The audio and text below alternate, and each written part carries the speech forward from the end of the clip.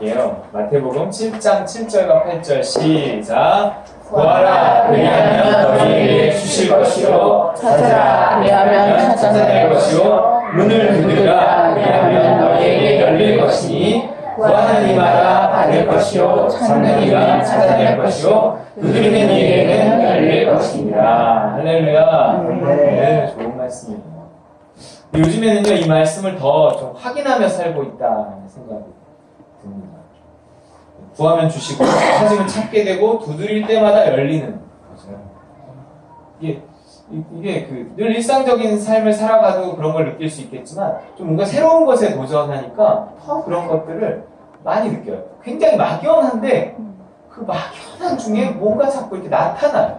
도움의 손길이 나타나고 생각지도 않은 또 이렇게 그걸 알게 되고 이런 것들이 참 믿음을 따라 사는 게 이런 거지 라는 생각을 더 요즘에 갖게 됩니다. 잘 모르니까 더 기도하게 되고 될까 싶은데 되니까 이 말씀에 더 확신이 드는 거예요. 이게 찾으면 금방 찾아지는 거예요.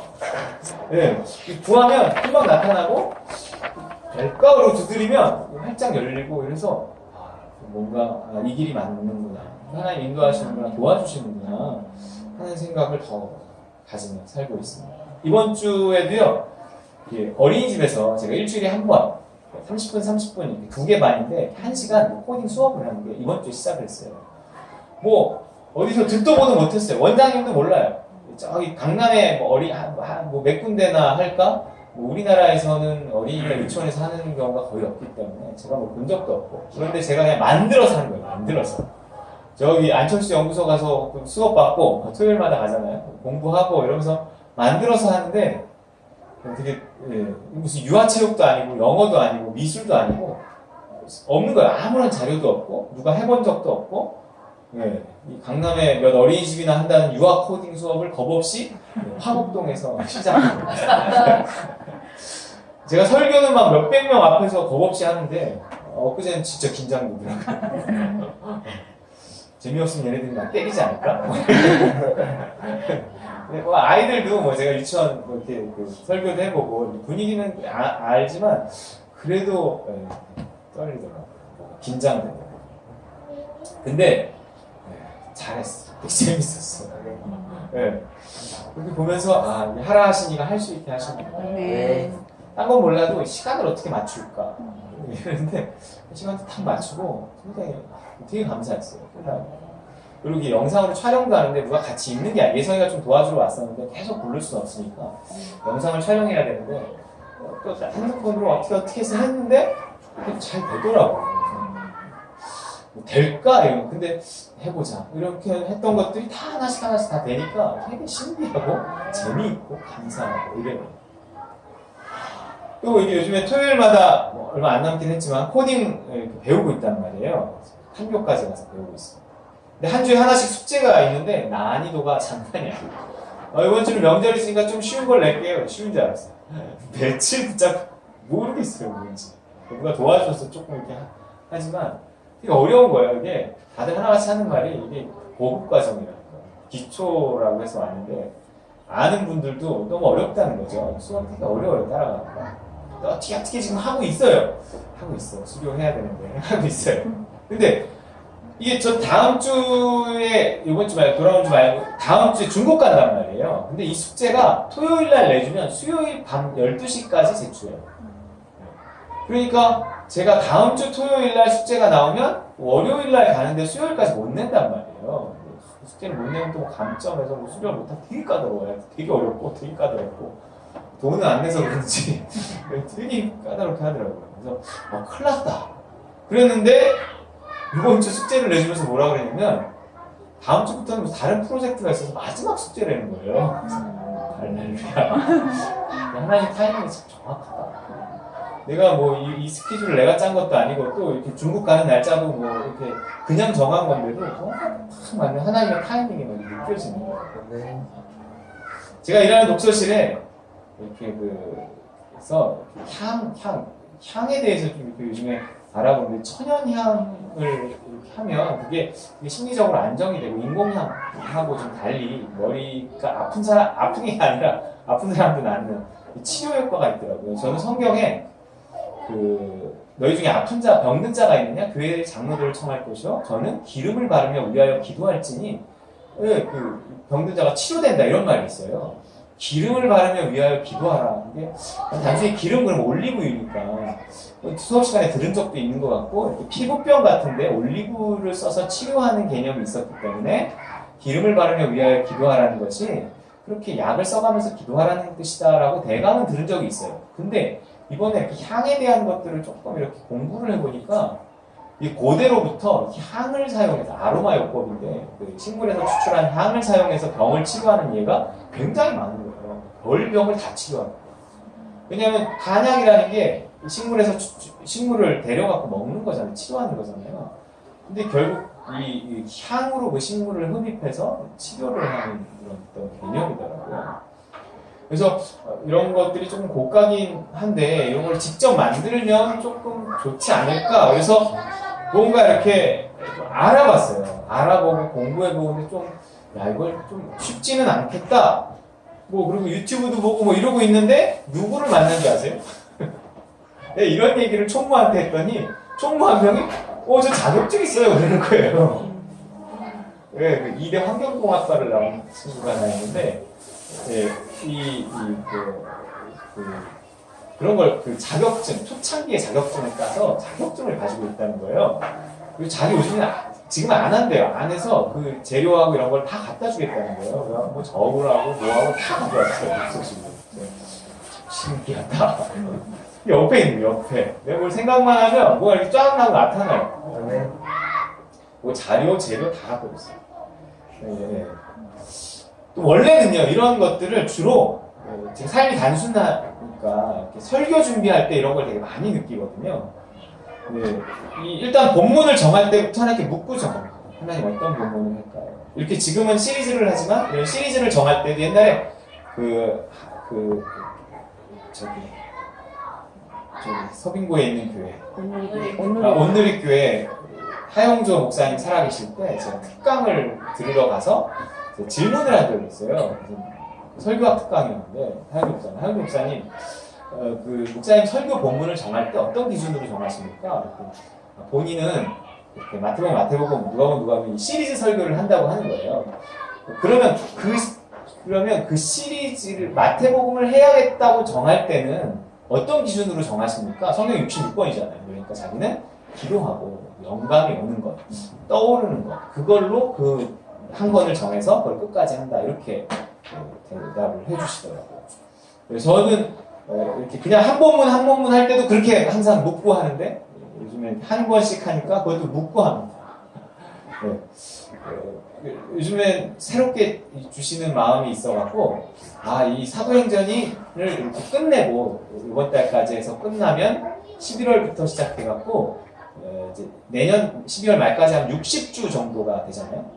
61주인데 하여튼 60주 정도가 되니까 그 구약 성경의 60장면 이래서 누가 이렇게 그런 거를 좀 나한테 뽑아달라고 이렇게 부탁한 적이 있어요. 그래갖고 이렇게 주요한 내용을 내가 이렇게 그 사람이 준 거를 토대로 이렇게 수정을 하고 만들어 놓은 게 있는데 그거를 가지고 구약 성경은 설교를 잘 안 하게 되기도 하고 구약 성경 60장면을 해서 한 1년 동안 이 구약 성경을 우리가 조금 읽어도 보고 또 주요한 다윗과 골리앗 너무 다 아는 얘기라고 생각해서 제가 설교를 직접적으로 한 적은 잘 없단 말이에요. 부분 인용했지. 그래서 그런 이것들을 내가 설교를 해보면 참 좋겠다 하는 생각이 들어서 그렇게 하려고 합니다.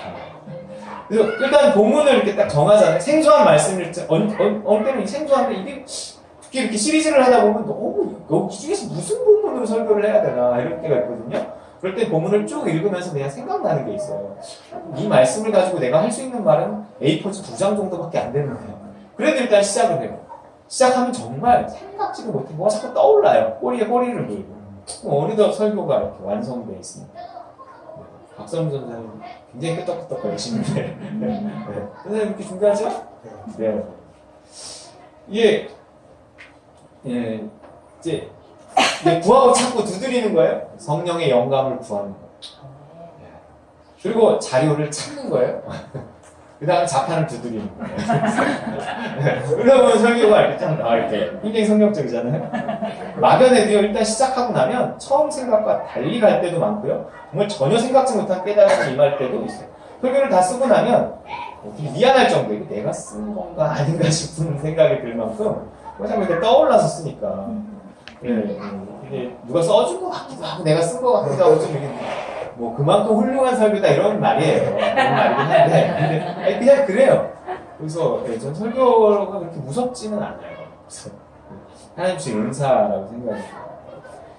그래서 그런 것들이 꼭 설교 준비할 때만 있는 건 아니란 말이에요. 내가 믿음으로 무언가를 할 때는 내가 할 수 있을까? 근데 이렇게 한 걸음을 딱 디디면 그 다음 게 이렇게 열리고 그 다음 게 열리고 이런 경험이 있기 때문에 설교를 준비하면서 한 경험이 있기 때문에 무슨 일을 할 때도 이렇게 똑같이 하는 거예요. 거기서 배웠거든요. 정말 이게 될까 싶은데도 일단 시작하고 첫 걸음을 떼면 그 다음 걸음을 인도하시더라고요.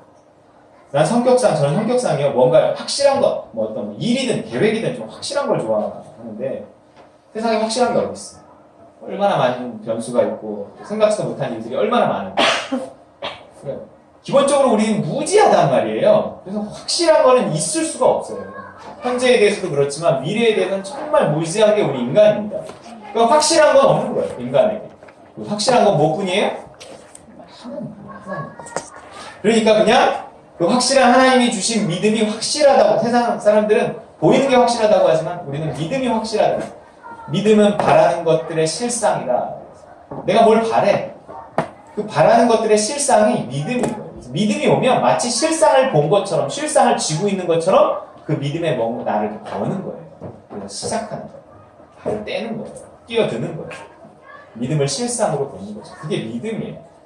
그래서 남들은 불안해할지라도 야 그게 되겠어? 야 뭐 코딩 어쩌고 글쎄요.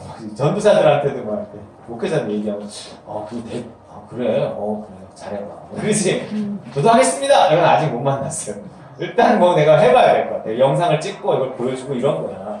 뭐 그리고 자료도 내가 다 주고 막 이렇게 해야 뭐 할까 말까 싶어요. 자꾸 몇 명 말 붙여보니까 본 적도 없고 들은 적도 없다는 거죠. 코딩이라는 단어를 모르니까 뭐 이야기를 하기가 좀 어렵더라고요.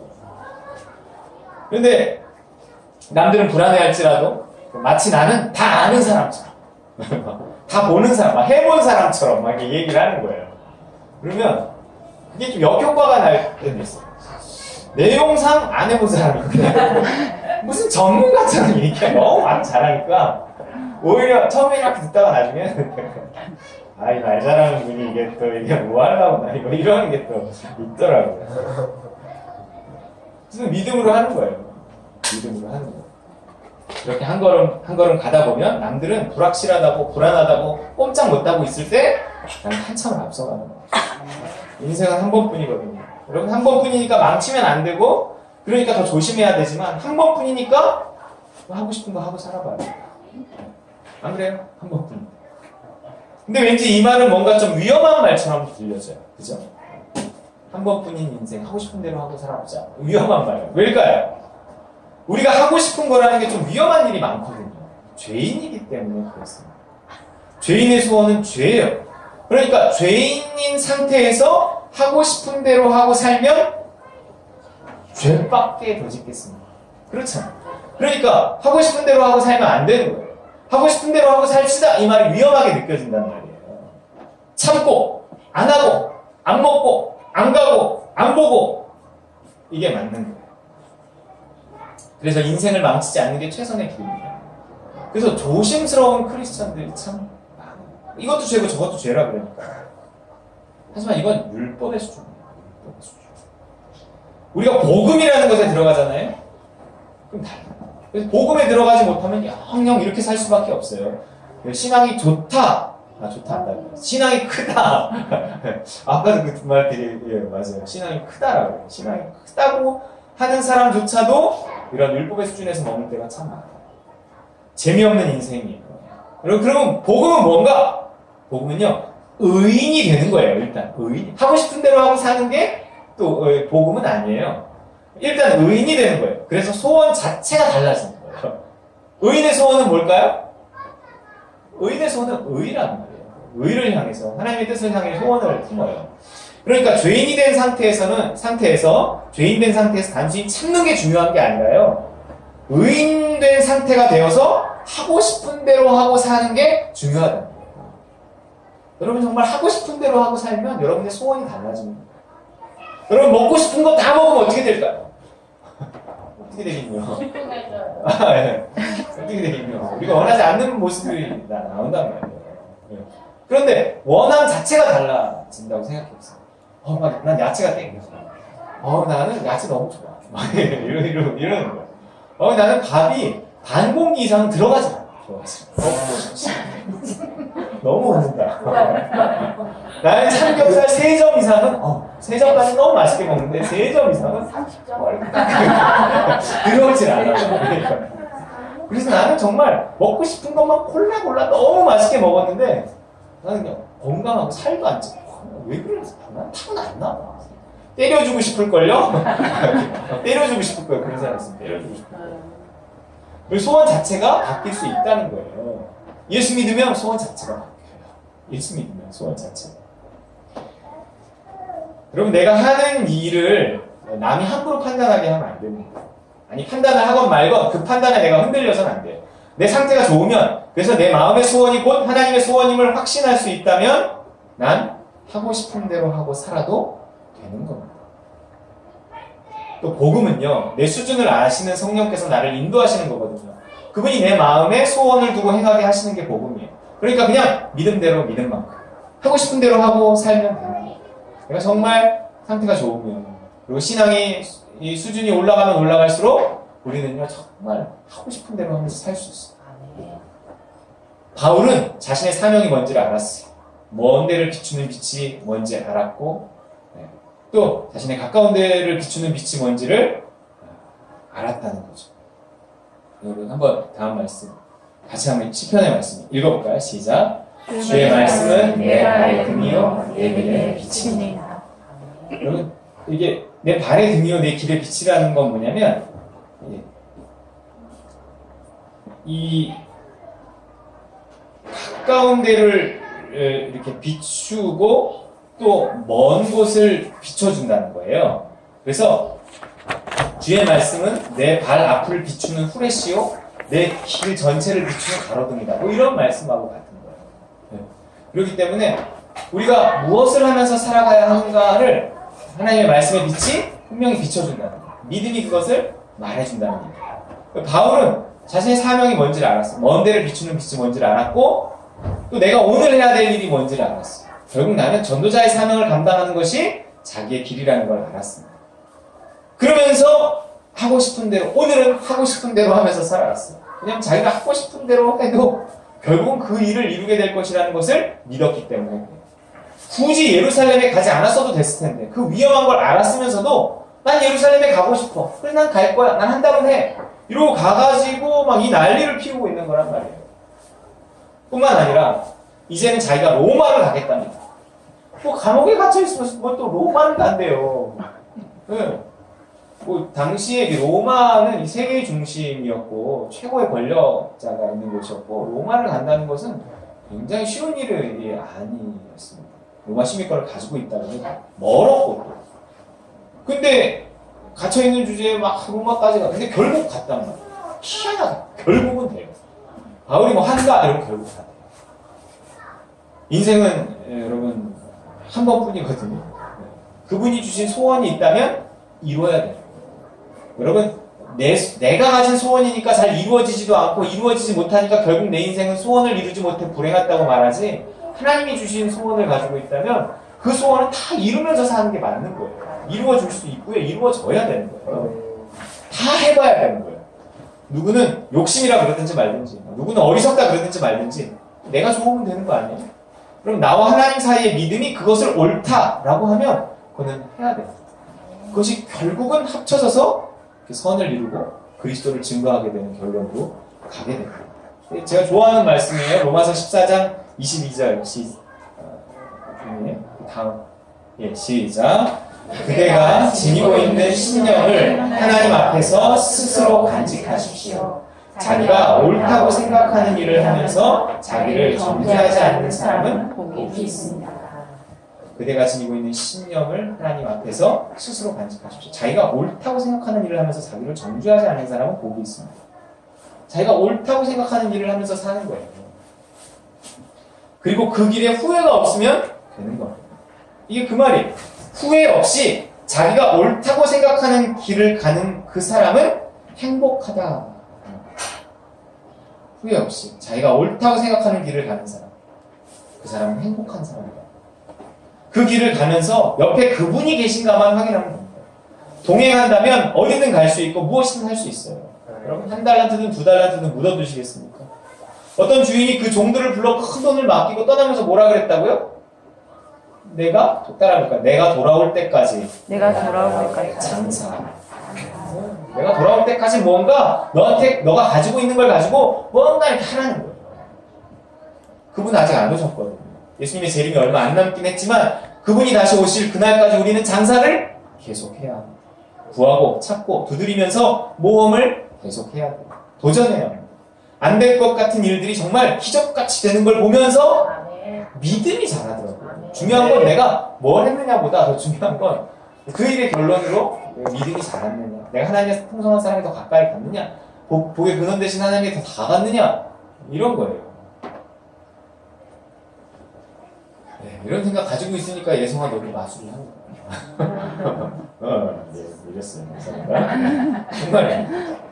천국은요, 아무것도 안 하는 사람의 것이 아니에요.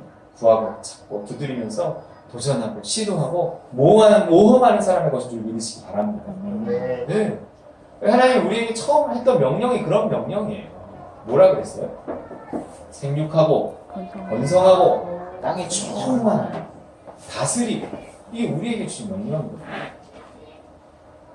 우리가 결국 이 바울의 전도행전인 이 사도행전을 보면서 배워야 할 것, 느껴야 할 것은 이거예요. 바울의 삶을 보면 딱 그렇게 살아요. 딱 넘겨보세요.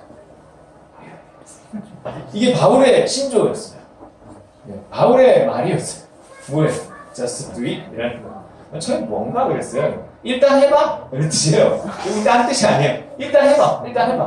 아, 내가 이런 해봐. Just do it. 그러니까 일단 해봐. 이런 뜻이에요. 네. 이게요, 성경에서 나온 거고 사도행전에서 나온 거예요. 저는 선교의 아버지라 불리는 윌리엄 캐리가 한 이 말도 좋아해요. 뭐라고 읽어볼까요? Just do it. 다음에 시작. 하나님으로부터 위대한 일을 기대하십시오. 하나님을 위하여 위대한 일을 시도하십시오. 교회에 대해서도 이렇게 품고 있는 것들이 있어요.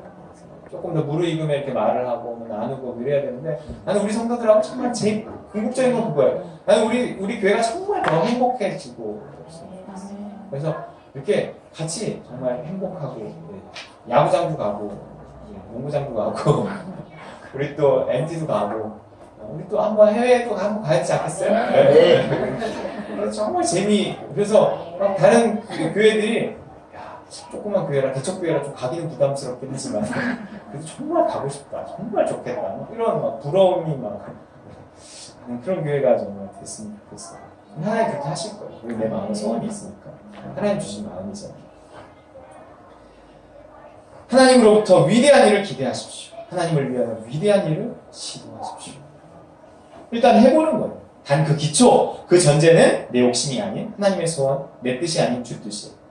믿음대로 사는 인생은요, 주 뜻이 내 뜻이 되고, 그게 내 뜻이고 주 뜻이고, 아이고 주 뜻대로 사는 거, 내 뜻은 죽이고요. 그럼 재미없을 것 같지만, 이게 수준이 올라간다는 거, 믿음이 커진다는 건 뭐냐면, 하나님의 뜻이 내 뜻이 되고요. 내 뜻인지 하나님의 뜻인지 잘 모르는 거예요.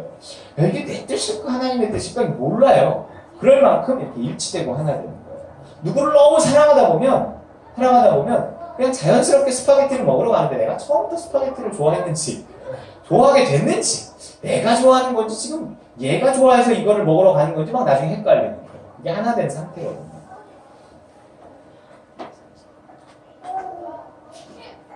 바울은, 우리 믿는 자들의 구원은 그래서 just do it이죠. 오늘도 무사히는 아닙니다. 바울은 지금 이유 없이 옥살이를 하다가 왕과 총독 앞에 불려 나왔습니다. 이제 그들에게 잘 보여서 어떻게든 그 감옥에서 벗어나는 길밖에 없어요. 무려 2년 만에 햇빛을 본 거고요. 2년 만에 나갈 수 있는 기회를 얻은 거잖아요. 결코 놓칠 수 없고 놓쳐서는 안 되는 기회죠. 근데 지금 바울이 뭐 하고 있어요? 전도하고 있다는 거죠. 물론 변명하고 변호하고 있는 듯 하지만 핵심은 복음 전파였어요. 예수 그리스도를 말하고 있는 겁니다. 변명하라고 불러냈더니 전도하네. 그러니까 결국 아그리빠 왕도 뭐라 그래요? 28절에 시작. 아그리빠가 바울에게 이르되 내가 적은 말로 나를 권하여 그리스도인이 되게 하려 전도하고 있었단 말이에요. 억울하게 감옥에 갇혔다가 변호할 기회를 얻었으면 어떻게든지 빠져나갈 공리를 해야지 전도를 해? 그럼 이해가 되십니까? 하지만 그게 바울이었다는 거죠. 아니 그게 나여야 한다는 거예요. 우리의 소원이 전도인 거예요. 전도. 우리의 소원 자체가 중심에 전도라는 가장 큰 소원을 가지고 있는 거예요. 그래서 그 소원을 이루는 방향으로 모든 일들이 이렇게 이루어지는 거죠. 우리가 교회에 있던, 가정에 있던, 직장에 있던 예수가 그리스도인 삶을 살아가면서 예수를 그리스도라 증거하기를 쉬지 않아야 됩니다. 그게 가장 큰 소원이기 때문에. 그게 하고 싶은 일이 돼야 돼요. 그거 하라고 우리에게 지위도 주시고 물질도 주시고 건강도 주시는 거예요. 뭐 빚을 내서 사업을 시작했는데 돈 버는 일보다 복음 전하는 일을 더 신경 쓴다? 어려워. 물론 어렵지만 그럴수록 더 그렇게 해야 돼. 왜냐면 빚내서 하는 거니까. 망하면 안 되니까 더 포커스를 복음에 맞춰요. 그래야 하나님이 그 사업과 그 일을 보장하시는 것입니다. 하지만 촌스럽게 말고 좀 세련되게 어설프게 장사하는 곳에서 뭐 직장에서 전도하겠답시고 막 십자가 걸어놓거나 전도 책자 갖다 놓는 것은 사실 별로 바람직하지 않은 일일 수도 있다는 거예요. 이게 별로 효과가 없더라고요. 약간 부적처럼 그냥 올려놓는 거지. 이렇게 전도하는 데는 크게 도움이 안 되는 거예요. 차라리 우리가 해야 할 일은요, 정직하게 판매하고, 친절하게 말하고, 깨끗하게 청소하고, 주의를 쉬는 거예요.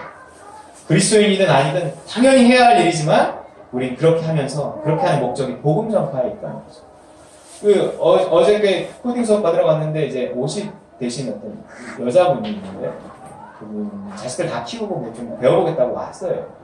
근데 이제 제가 이제 목사라는 거를 이제 알았는데, 그분이 이제 하시는 말이, 내가 교회를 안 다니는 이유를 어제 이야기해 주시더라고요. 이유가 뭔지 아세요? 외삼촌 때문에. 외삼촌. 교회 가시는 건 아니라요. 자기 외삼촌이, 자기가 어머니를 모시고 있는데, 그러니까 외삼촌이 아니라, 이제 어머니, 그러니까 뭐라고 했어요?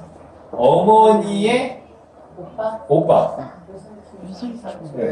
시어머니의 오빠예요. 하여튼 그 시어머니의 오빠가 이 시어머니를 찾아와서 도장을 어느 날 다 받아 10만 원 주고 도장을 다 받아가니 원래는 삼형제인데 셋이 나눠야 30억 정도의 어머니가 재산을 가지고 계셨는데 셋이 나눠서 10억씩 해야 되는 걸 10만 원 주고 홀랑 다 먹어버렸어요.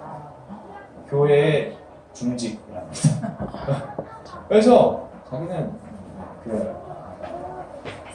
돈도 없는 분도 아니고 돈도 많은 사람인데 그렇게 하고 지금은 어머니는 자기가 큰아들 며느리니까 자기가 모시고 있고 그리고 어머니는 치매 그걸 취소할 수 있는 능력도 없어지고 그 이후에 그러니까 막 속상해갖고 그 한을 품고 사는 거죠. 그 사람한테 한을 품어야 되는데 그 사람이 교회의 뭐 중직이라는 이유로 결국 교회에 대해서 거부감이 우리가 결국 누구 한 영혼을 적어도 죽게 하고 구원받을 수 있는 기회를 발산시킨 겁니다.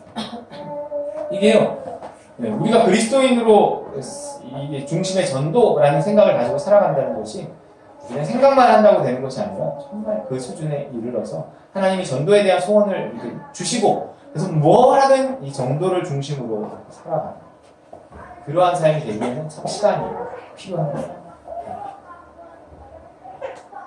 목사 얘기도 하더라고요. 목사 얘기도.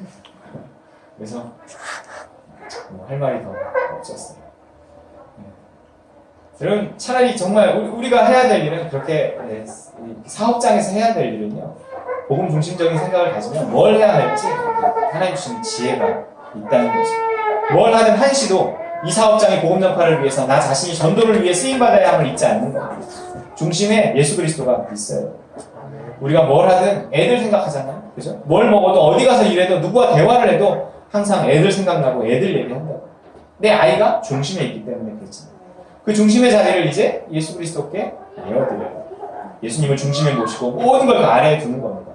감옥에 있어도, 감옥을 나와도, 집에 있어도, 직장에 있어도, 뭐 바쁘게 일할 때도, 편히 쉴 때도 우리 중심은 항상 예수님 생각하고 그분과 동행할 때 우리 삶은 비로소 형통해진다는 거예요. 네. 사업이 중요하니 더욱 그 사업을 통해서 예수 그리스도가 증거될 수 있도록 해야 돼요. 그 사업의 중심에 그 사업을 하는 이유가 어떤 그 마음의 중심에 돈을 버는 것을 넘어서 나는 전도하겠다는 중심이 있는데 그 사업을 하나님께서 형통하지 않게 하시겠습니까? 형통하게 하신다고 생각해요. 자녀 양육의 중심에 내 아이를 믿음의 자녀로 키우겠다 하는 중심이 있다면 우리 아이들이 삐뚤게 나가겠어요. 이것이 어떤 의인의 중심이라는 거예요. 수준 있는 자의 중심이에요. 그리스도를 생각하고 그분을 전파할 생각을 마음의 소원으로, 중심으로 품는 거죠. 그 중심을 가진 사람은 정말 하고 싶은 대로 하고 살아도 되는 거예요. 여러분, 우리의 중심에 욕심이 자리 잡고 있으면 하고 싶은 대로 하지 못하게 해요. 성경도 못하게 하고, 성령도 못하게 하고, 하나님도 못하게 하고, 남편도 못하게 하고, 다 못하게 해요. 그럼 얼마나 그게 부자유한 사람이 행복하지 못한 삶인 줄 아세요? 근데 내 마음 중심 자체가 바뀌어서 그 중심에 내가 복음을 전하겠다는 중심을 가지고 있으면 그렇다고 맨날 나가서 전도시키는 건 아니에요. 그 전도를 해도 물론 기쁨이 있겠지만 내 눈높이에 맞고 내 수준에 맞고 내가 할 수 있고 내가 잘하는 방법으로 복음을 전하게 하신다는 거예요. 굉장히 자연스럽고 지혜롭고요. 성 어거스틴의 유명한 말이 있잖아요. 뭐라 그래요? 따라해볼까요? 하나님을 사랑하라. 하나님을 사랑하라. 그리고 네 마음대로. 정말 자유는요, 하나님을 사랑하는 중심, 그리스도를 생각하는 마음, 전도와 선교 중심적인 어떤 생각 속에만 이 자유가 있다는 거예요. 그렇지 않고 욕심이 중심에 자리 잡으면 뭘 해도 자유롭지 않아요. 뭘 해도 찜찜합니다. 교회 일을 해도 찜찜하고요. 무슨 좋은 일을 해도 찜찜하고요. 목회를 한다고 열심을 내도요. 나중에는요. 이게 맞나 싶어요. 내가 정말 이걸 내 욕심으로 한 거가 내 생각으로 한 거가 되게 막 이래요. 목회를 해도 그래요. 하지만 중심이 딱 서 있으면, 그래서 내가 하는 일에 확신이 있으면 하나님이 모든 일을 통해서 하나님 나라를 확장하고 결국 그리스도를 증거하게 하실 것이다. 뭘 하든 자유롭고 뭘 하든 기쁩니다. 네. 내가 여행 한 번을 가는데 그 찜찜한 마음으로 가서 되겠어요? 괜히 뭐 이런 건 노는 거야. 이런 건 돈 쓰는 일이야. 그렇게 무거운 마음 가지고 있으면 그러면서 결국 갈 거면서. 그게 가도 신앙이 안 좋아요. 하나님께 물어보세요. 안 가라고 그러지 않아요. 하지 말라. 내가 이런 걸 될까 싶어도 하나님께 물어보세요. 하지 말라 그러는 일이 거의 없어요. 내가 그걸 원한다는 것 자체가 그걸 원하는 수준에 있는 거기 때문에 하나님 그 수준을 인정하셔서 하나님 망봐주시거나 하나님 도와주시거나 하나님 돈 대주시거나 하지 그건 굳이 맞지 않아요. 왜냐하면 그거를 하라고 해야 그 다음에 하나님이 하라 그런 걸 또 하거든요. 그런 게 있어요. 그런 신앙의 단계가 있기 때문에 하나님 고리타분하게 안 하고 안 먹고 안 가고 안 보고 하나님이 이걸 원하실 거야. 근데 절대 그렇지 않습니다. 요한복음 8장 32절 읽어볼까요? 시작. 진리를 알지니 진리가 너희를 자유롭게 하리라. 어제 우리가 도윤 엄마 탑 5 남편 들었다고 그러는데 내가 좋아하는 탑 5 안에 들어오는 말씀.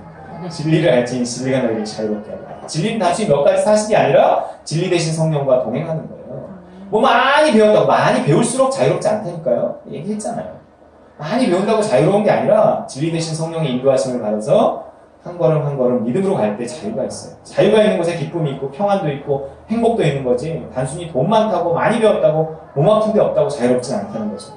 돈 많고 시간 많아서 자유롭게 여행 다니고 놀고 먹고 싶은 마음 불뚝 같지만 그 소원을 이루는 자유보다 그 소원 자체를 바꾸는 데서 오는 자유가 더 고급스러운 자유입니다. 하지만 그 소원을 그냥 억지로 확 바꿔놓지 않는다. 어느 정도 이루어가면서 나중에는 어린아이의 일을 버린다 하는 단계가 오면 소원 자체가 달라져요. 그럼 그 사람에게 내가 원하는 거 너도 원할 거지 너도 원하지 말해봐야 그거 갖고 유혹해봐야 되지도 않아.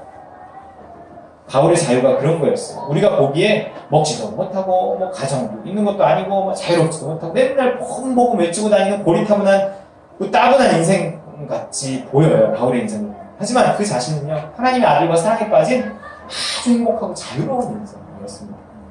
여러분 자유롭고 행복하게 사시기 바랍니다. 오늘 믿음으로 살지 못하면 내일 행복하지 않아요. 오늘 자유롭지 못하면 오늘 자유롭지 못하면서 내일을 행복하겠다고 말해봐야 그 자유가 그 행복이 안 와요. 대학 가면 자유로울 거라 생각했지만 그렇던가요? 뭐 합격해서 취업하면 자유로울 거라 생각했는데 그래요? 뭐 결혼하면? 애들 시집장가 다 보내면? 대회 끝나면? 다이어트 끝나면? 내일의 행복을 위해 오늘의 삶을 희생시켰는데요. 그랬는데도 내일 행복해지지 않잖아요. 누구한테 보상받았거든요. 독서실에 공부하는 애들 보면 쟤네들이 결국 뭐 행복으로 보상받을까? 쉽지 않아요. 확률이라는 게 있기 때문에. 오늘 해야 하는 일을 하고 싶은 일로 만들어야 해요. 오늘은 자유를 억제하며 해야 하는 일을 억지로 하고 그래서 내일 자유하리라, 내일 행복하리라 그렇게 안 된다. 그냥 오늘 억지로 해야 하는 그 일을 하고 싶은 일로 만들어야 돼요. 마음을 바꿔서. 그래서 오늘 자유롭고 오늘 행복해야 내일도 더 자유롭고 더 행복한 일들이 자꾸 생겨요. 오늘 뭘 억지로 한다 그래서 내일의 행복이 오지 않는다는 거예요. 자유는 마음에 있으니까 마음을 바꿔야 합니다. 오늘 하는 일에 믿음을 갖고 그 믿음 있는 일을 하나님의 사랑으로 감당하는 거예요. 거기에만 자유가 있고 그것이 복음입니다. 그러면서 마음의 소원을 자꾸 이렇게 갖고 갑니다. 갈라디아서 5장 좀 마지막으로 읽고 마치겠습니다. 시작. 그리스도께서 우리를 자유롭게 하려고 자유를 주셨으니 그러므로 굳건하게 서서 다시는 종의 멍에를 버리시나 구하고 찾고 두드리면서 믿음을 따라가는 길에 형통함이 있고 자유가 있고 진짜 행복이 있습니다. 여러분 행복하시기 바랍니다. 믿음 안에 진짜 행복이 있어요. 하나님과 일치된 마음으로 자유롭게 살아가는 행복해지는 우리 딸과 우리 친구들 되시기를 주의 이름으로 축원합니다. 기도하겠습니다.